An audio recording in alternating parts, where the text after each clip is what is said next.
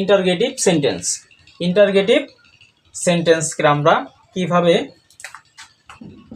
Active থেকে passive করব সেটা দেখেন। তাহলে অ্যাক্টিভ থেকে প্যাসিভ, ডাব্লিউএইচ কোশ্চেন যদি থাকে, ডাব্লিউএইচ কোশ্চেন প্রথমে যদি ডাব্লিউএইচ কোশ্চেন থাকে, ডাব্লিউএইচ কোশ্চেন হু থাকলে বাই হুম, হু থাকলে কি বাই হুম দিব। অক্সিলারি ভার্ব থাকলে অক্সিলারি ভার্ব, এটা কিন্তু সিরিয়াল অনুযায়ী খেয়াল রাখবেন, 1 2 3 4 5 6 7 8 এটা সিরিয়াল অনুযায়ী বসবে। তাহলে এগুলো সিরিয়াল খেয়াল রাখবেন। ডাব্লিউএইচ কোশ্চেন থাকলে ডাব্লিউএইচ কোশ্চেন, হু থাকলে বাই হুম, অক্সিলারি ভার্ব থাকলে তারপরে অক্সিলারি ভার্ব, তারপর অবজেক্টের সাবজেক্ট, ভার্ব প্লাস আইএনজি থাকলে বিং, ভার্বের পাস্ট পার্টিসিপল থাকলে বিন, ভার্ব থাকলে ভার্বের পাস্ট পার্টিসিপল ফ্রম বা V3, প্রিপোজিশন সাবজেক্টের অবজেক্ট। ডাব্লিউএইচ প্লাস নাউন থাকলে ডাব্লিউএইচ প্লাস নাউন দিয়ে শুরু করতে হবে, এটা খেয়াল রাখবেন। ডাব্লিউএইচ প্লাস নাউন থাকলে ডাব্লিউএইচ প্লাস নাউন দিয়েই শুরু করতে হবে। হুম থাকলে হু, তারপর অক্সিলারি ভার্ব, একই সিস্টেম খেয়াল রাখেন। তাহলে আমি উদাহরণ দিয়ে বোঝাচ্ছি, দেখেন। Are you making noise in the class, আমি অ্যাসার্টিভ সেন্টেন্সও সেম সেন্টেন্সটা দিয়েই বুঝিয়েছিলাম, এজন্য এটাই রেখেছি যে ইন্টারগেটিভও যেন সহজ হয়। দেখেন, are you making noise in the class বলছিলাম, ডাব্লিউএইচ কোশ্চেন থাকলে ডাব্লিউএইচ কোশ্চেন, এখানে কি ডাব্লিউএইচ কোশ্চেন আছে? নাই, ডাব্লিউএইচ কোশ্চেন নাই। তাহলে আমরা তারপরেরটা কি আছে? Auxiliary verb. তাহলে আমি শুরু করব কি দিয়ে? Auxiliary verb. অক্সিলারি ভার্ব থাকলে অক্সিলারি ভার্ব দিয়েই শুরু করতে হবে, ঠিক আছে। তারপরে কি? সাবজেক্টের অবজেক্ট। এখন খেয়াল করেন, এখানে অ্যাসার্টিভ সেন্টেন্সে দেখেছি এখানে কি নয়েজটাই হইতেছে কি অবজেক্ট, নয়েজটা কি অবজেক্ট। তাহলে ভার্ব যদি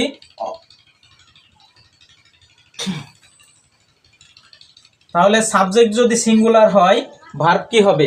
সিঙ্গুলার। তাহলে আরটা হয়ে যাবে কি ইজ।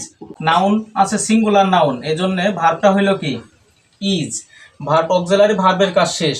তারপরে কি অবজেক্ট আমরা সাবজেক্ট রূপে নিয়ে আসলাম, অবজেক্ট কি নিয়ে আসলাম। এরপরে কি যদি ভার্বের সাথে আইএনজি যুক্ত থাকে, তাহলে ভার্বের শেষে কি দেখেন তো আইএনজি যুক্ত আছে কিনা?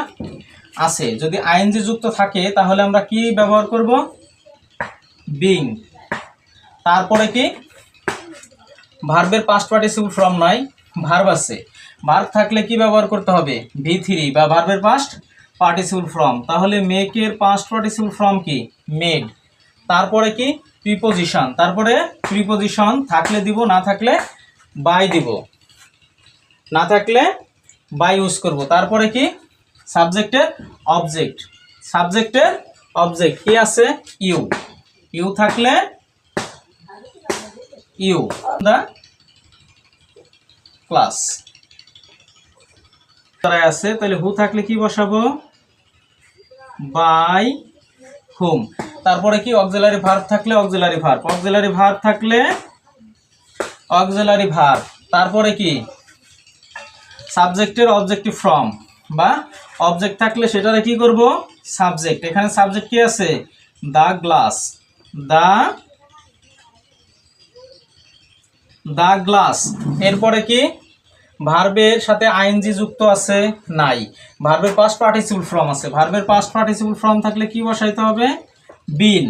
ভার্বের পাস্ট পার্টিসিপল ফ্রম থাকলে কি বসাইতে হবে? বিন। তারপরে কি ভার্বের পাস্ট পার্টিসিপল ফ্রম, বিন বসাইলাম। এরপরে কি ভার্বের পাস্ট পার্টিসিপল ফ্রম, তাহলে কি আছে? ব্রোকেন, ব্রোকেন আছে। তারপরে নিয়ম অনুসারে কি প্রিপোজিশন, যদি না থাকে বাই, না থাকলে বাই। এখানে সাবজেক্টের অবজেক্ট, এখানে কি সাবজেক্ট আছে?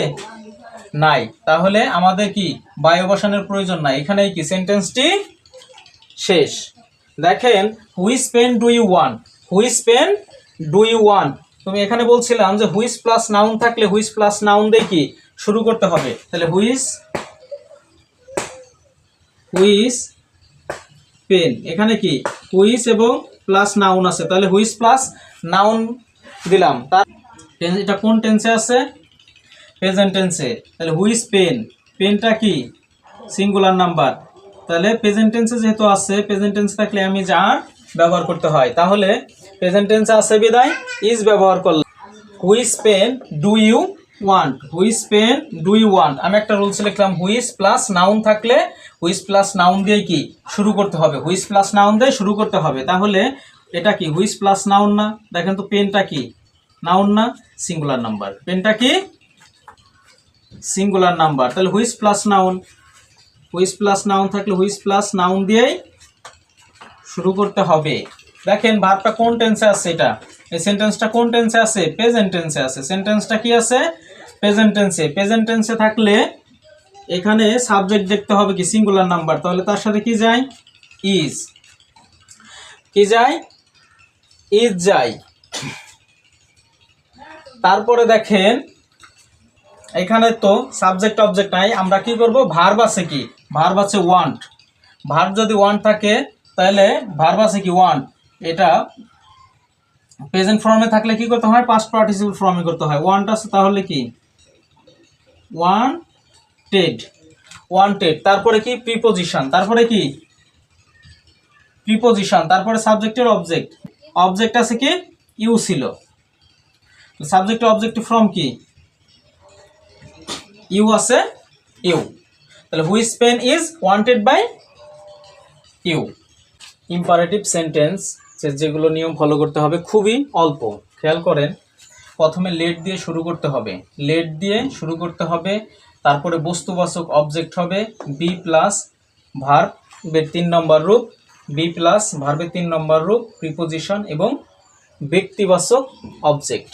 খেয়াল রাখবেন প্রথমটা বস্তুবাচক অবজেক্ট, পরেরটা হচ্ছে ব্যক্তিবাচক object. Let me check the matter, let me check the matter, তাহলে শুরু করব কি দিয়ে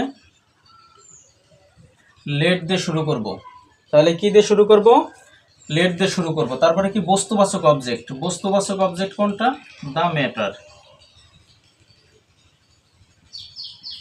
দ্য ম্যাটার, তারপরে কি বি প্লাস ভার্বের 3 নম্বর রূপ, এখানে ভার্ব আছে কোনটা চেক, তাহলে তার 3 নম্বর রূপ C A C A K E D check, তারপরে প্রিপোজিশন, প্রিপোজিশন কি বাই, তারপরে ব্যক্তিবাচক অবজেক্ট, ব্যক্তিবাচক অবজেক্ট কি আছে মি, তাহলে মি বসাই দিলাম।